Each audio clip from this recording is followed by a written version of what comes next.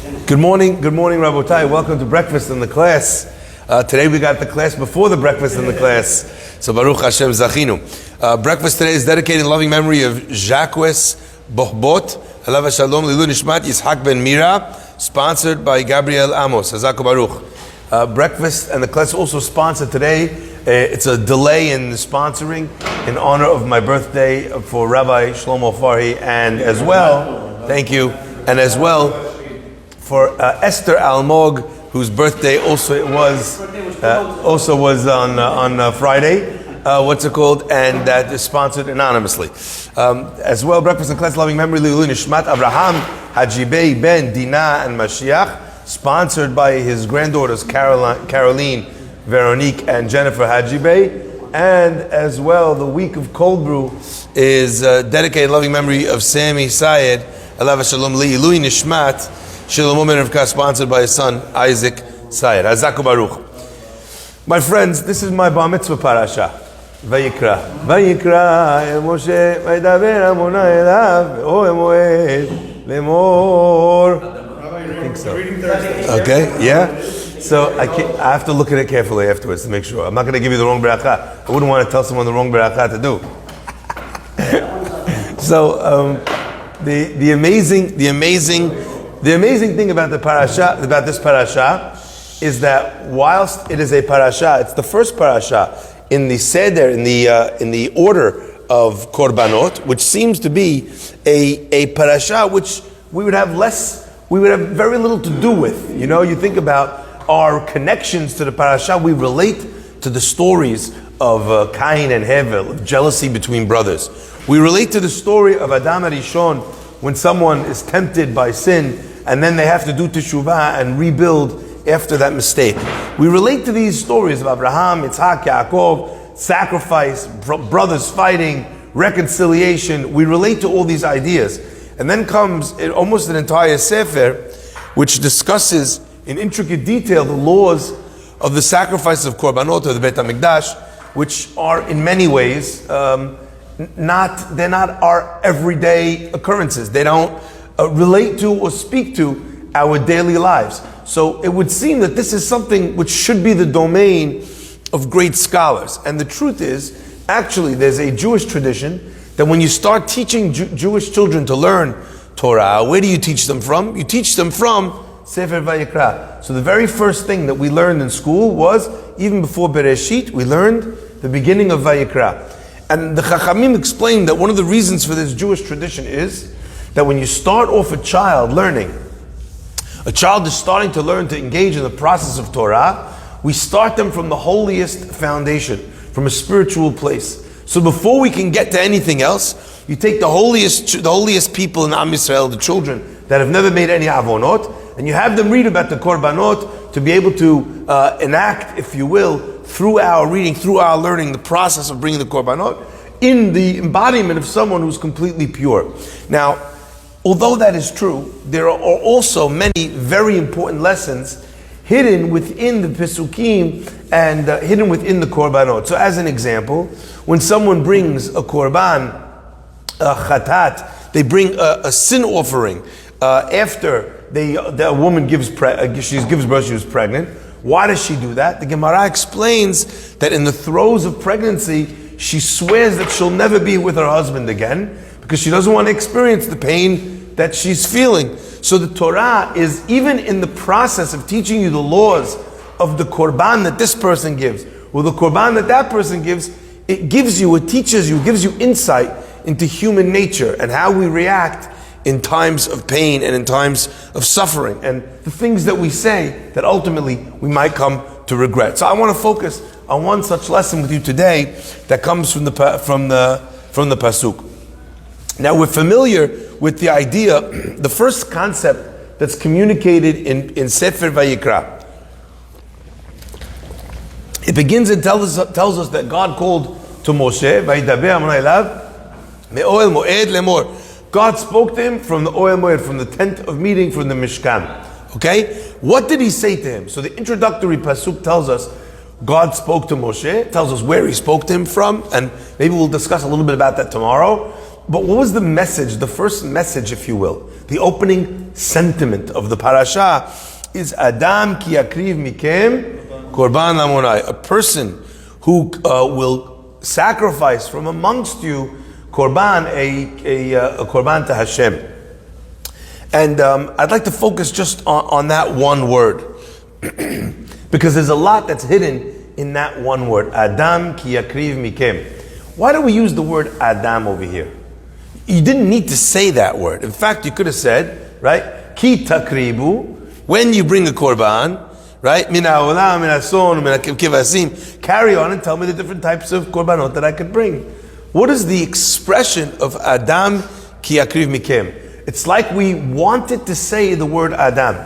So the simple interpretation, if you take a look, Rashi already brings, he quotes the Gemara makes a derasha, that just as Adam Arishon was alone in Gan Eden, which means that he owned everything in Gan Eden, so he, when he brought his korban, did not bring it from something that was stolen. So too, when you're going to bring a korban, don't bring a korban from something which is stolen. Okay? So again, maybe we'll spend more time on this as well during the week. But we see that Rashi, quoting Gemara, already realized that there's this extra word here called Adam. It didn't need to say it, to the point that we then need to make a derasha as to why it's there. Okay? Now the reason why this is very important is because it tells us that there's a lot hidden in this word. I always thought this a very powerful idea. You know, when we do the silichot, we have Yigal with us today this morning. What a zechut. You know, and I always remember that right in the beginning of silichot, what's the first thing we sing? Ben Adam alecha nirdam. Right? Ben Adam alecha nirdam. Before we're going to talk about the sins that we have, about the people that we messed over, the lies that we told, the people that we hurt, you know, about everything that we did wrong with Shabbat and with prayer, with our relationship with God, with our relationship with others, with parents, with spouses, all the things we say sorry for in the actual silichot, in different ways. Before we do that, we start with an opening sentiment. And the opening sentiment mirrors what we're seeing over here in Vayikra. Ben Adam malecha nirdam. Oh, son of man, son of human. La malcha nirdam. What are you doing sleeping? Kum kira v'tahanunim. Get up, right? And pray and ask for forgiveness. Hashem will give you forgiveness if you do so. What is this? It sounds like an interesting line. Is that like the alarm clock?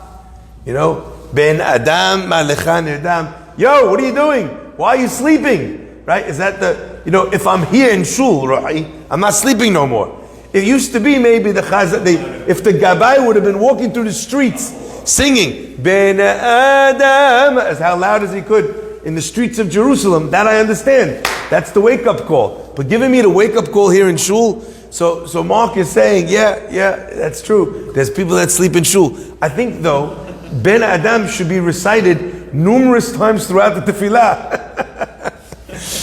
We should keep pausing it like an advertisement break, where every time the rabbi says, you can have like that button from Staples, you know? That was easy. Remember that button, right? You have that button, you push it, and all of a sudden the crowd breaks out in Ben Adam Alechai while you're sleeping. So what's actually going on over here? So I want to share with you a beautiful idea from Rabbi Galinsky. He points out something unbelievable. The pasuk says, Adam Arishon, this first man who carried that title, Adam. Go back to the beginning of time. When God created man, Hashem turned to the Malachei Hasharet, and he said, Na'aseh Adam b'salmei, let's make man. And the angel said, what is this man that you speak of? What is it?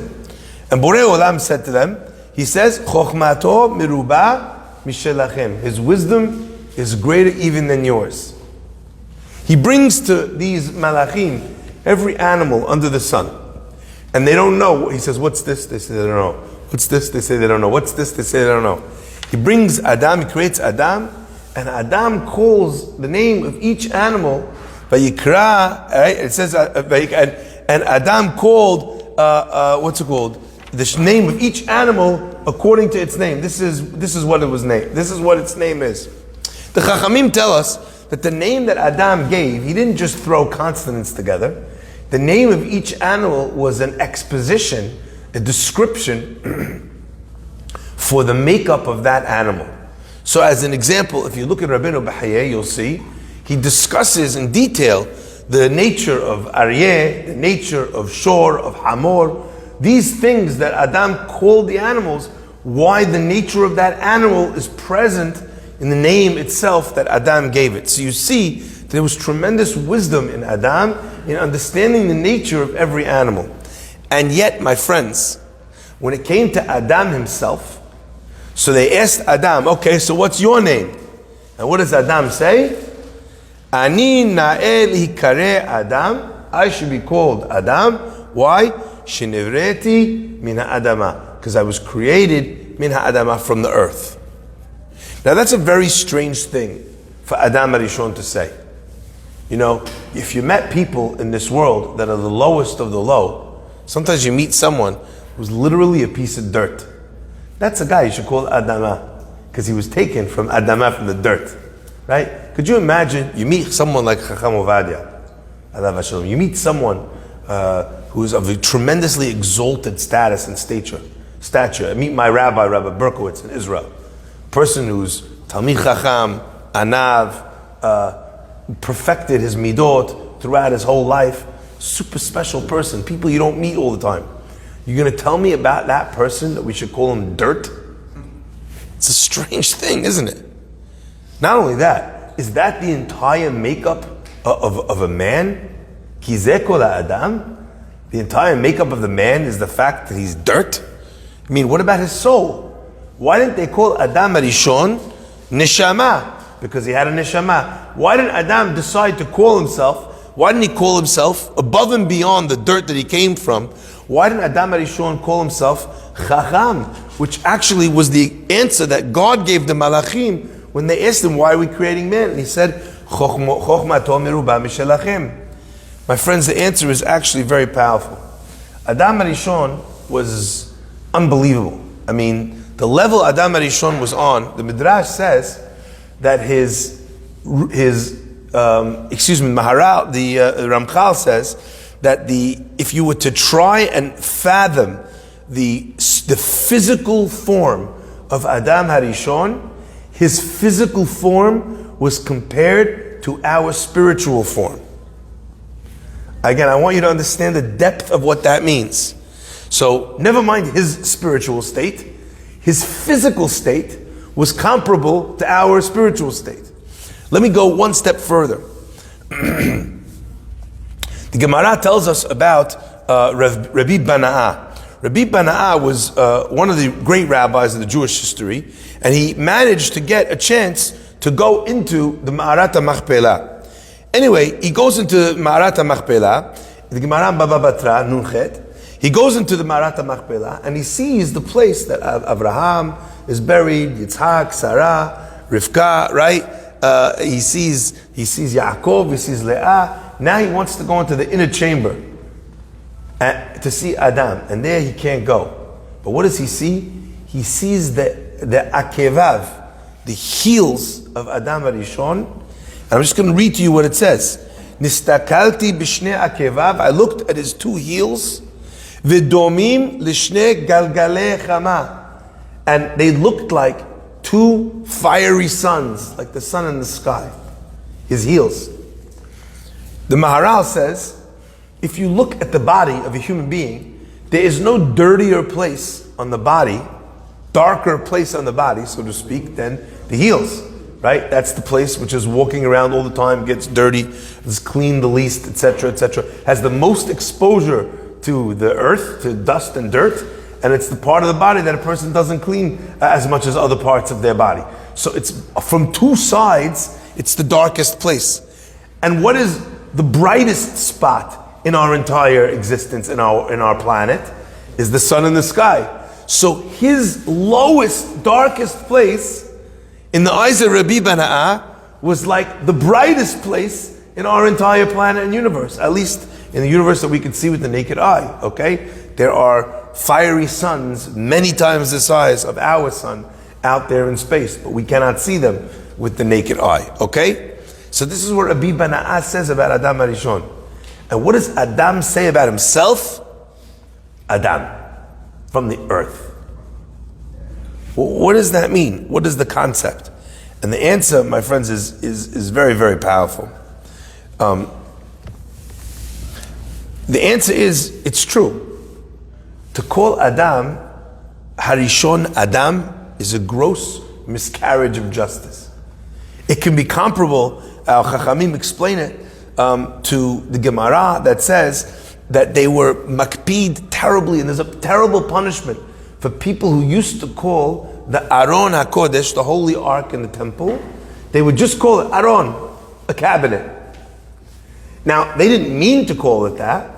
Now, by the way, in our parlance, do you ever catch yourself saying, what's in the Kodesh HaKodashim? The Aron.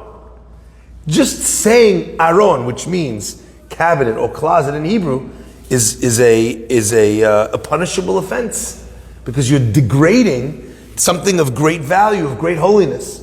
Another example is the Maharil Diskin used to say all the time, he would take umbrage with people who would call the Western wall, what would they call it?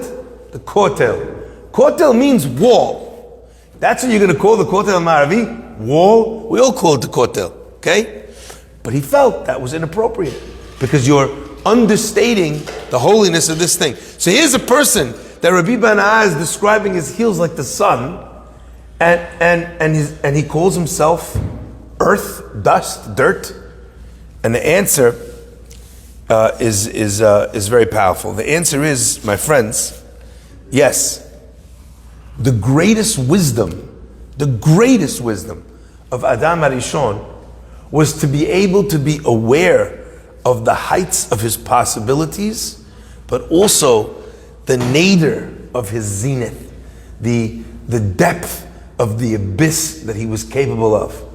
This being that was created of earth in the spirit, in the image of God, has limitless potential to do unbelievable things.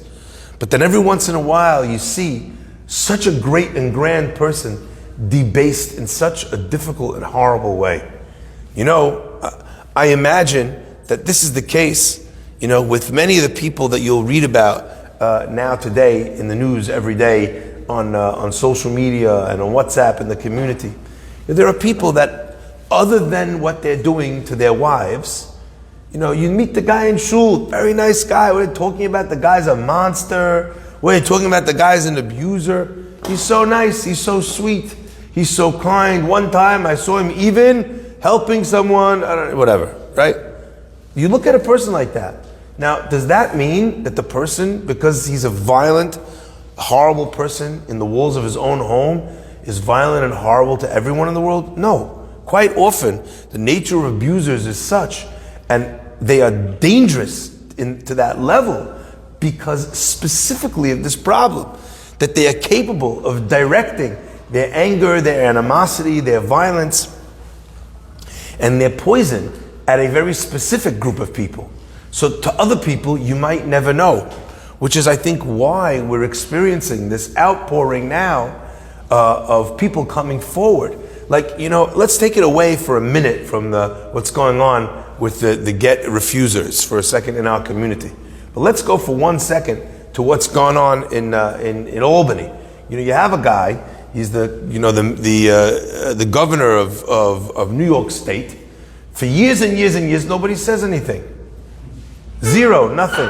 All of a sudden, one woman after the next woman after the next, I think there's 6 or 7 or 8. You know, each time he gets accused, he opens up the capacity of the restaurants a little bit more. I don't know if you noticed that, right? You know, everyone's like, oh, we hate Cuomo. Oh, Baruch Hashem, Cuomo, 65%. You know, someone said, we're one more accuser away from having restaurants operating at 125% capacity. Right? Now, the point is, you know, here's a guy, and you wonder what's going on. And sometimes our reaction to such a thing like that is that, oh, you know what? It must not be true. Why are they coming forward now? 10 years ago, 15 years ago. If it's true, and they're not just jumping on the bandwagon, how come they didn't say it at the time?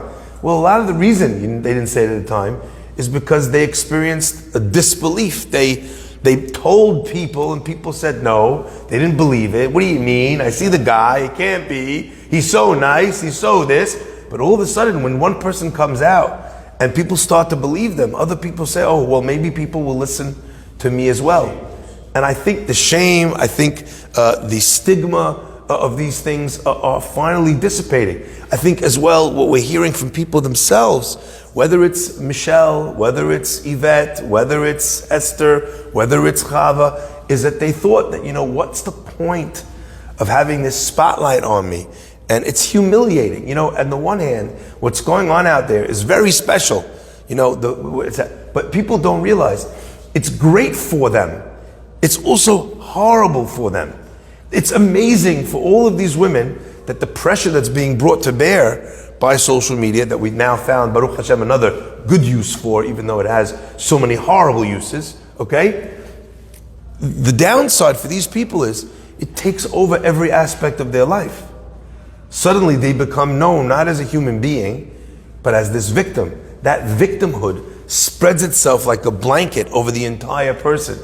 And that's how they become known, and that's how their families become known. To the point that now you meet someone like that or their family in the street, and unfortunately, you're the person you're that case, and they become a case. And it's very hard. And a lot of times they actually decide for themselves that it's worth going through this because the pain is so difficult, and it's worth the escape. But my friends, I think this is the point.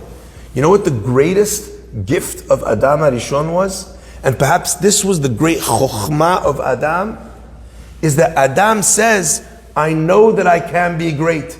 And I know that I have great things about me and to me and for me. I know all of that, okay? However, I also know that I was made of earth. And there's a part of me that returns to that in my lowest moments. Think of that. When we use these words, when a person is in their lowest moments, where are they? They're closest to the earth from whence they came. El afar tashuv. Sometimes we return to literally, again, I'm using these words on purpose, to our most base elements. And in those moments when we are angry or jealous, or we find ourselves saying things that sound a lot like something that a monster would say. And then we have to check ourselves and say, am I a human being who's saying something that sounds like a monster? Or am I a monster who sometimes masquerades as a human being? When God said to the Malach, Chokhmato miruba mishelachem, his wisdom is greater than yours, you know what God was referring to? The angels didn't know it yet. But very soon, the angels would say to God, this is the one that you sent to inhabit the earth. Look at what's going on with the people. Look at what's going on with human beings. Send us down. Those are called the Nephilim. God sent angels down. He gave them human form. The Pasuk talks about it at the end of Bereshit. We read all about it. And what happens? They mess up 100 times worse than any of the humans. And they cause a devastation and the giants that are born from those unions, but they cause adulterous relationships on levels that the humans didn't do. So you see, the concept of Adam was a person who could make a mistake, but recognize that there's frailty in him, there's earth in him, there's base in him, and that if I could realize that I can make these mistakes, then you know what I can do? Then I can actually do teshuvah, which is what Adam HaRishon did after he made his mistake. We don't find the angels making teshuvah. Why? That's chokhmato miruba mishelachem.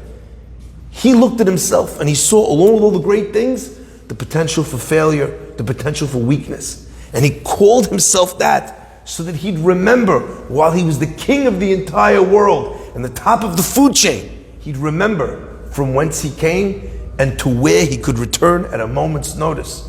The angels consider themselves angels, God's gift to the world. And therefore when they fell, these fallen never stood up again. That's why our parasha begins by saying we're about to talk about kapara. We're about to talk about the parashiyot that discuss all of the sacrifices. And korban, as we know, is a euphemism for korban, something that brings one close to God.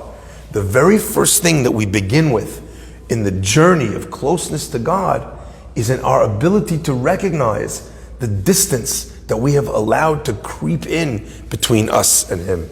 and how when we are acting as our lowest selves, we find ourselves so far away from HaKadosh Baruch Hu. So what is the first word of Vayikra, of coming close to God? Is the recognition of the mistakes that we have the propensity to make, recognizing this part of ourselves, which if we are not careful to be aware of and to silence, that will actually bury us in the ground itself from which we were made. And that's why the opening call as well of the Selichot calls out to this part of us. Ben Adam, Malecha Nedam. Why are you sleeping? It's a very pointed line. A lot of times we don't realize in the Siddur or in the Tefillot how deep these words are. Ben Adam, son of man, why are you sleeping? What's that referring to? When Adam HaRishon was first made, it says that Adam HaRishon, he was considered by the angels. They thought he was God himself. They wanted to say Kadosh, Kadosh, Kadosh. They didn't know what this being was because there had never been such a being before. What did God do to show them that Adam HaRishon was not God? That he was not, so to speak, God himself. What did he do? Vayapel alav tardema. God caused a sleep to come upon Adam HaRishon, okay? And in that sleep, that's when Adam was given this partner of Chava. So this sleep represented, number one, Adam's weakness, Adam's frailty. It represented the fact that Adam needed a wife to set him straight. He needed a wife to complement all the rough edges of himself. So where do we see Adam's needs, Adam's necessities, Adam's needs for perfection? In his sleep. And therefore we start by saying, Ben Adam Malecha Nirdam. Baruch Adonai Le'olam.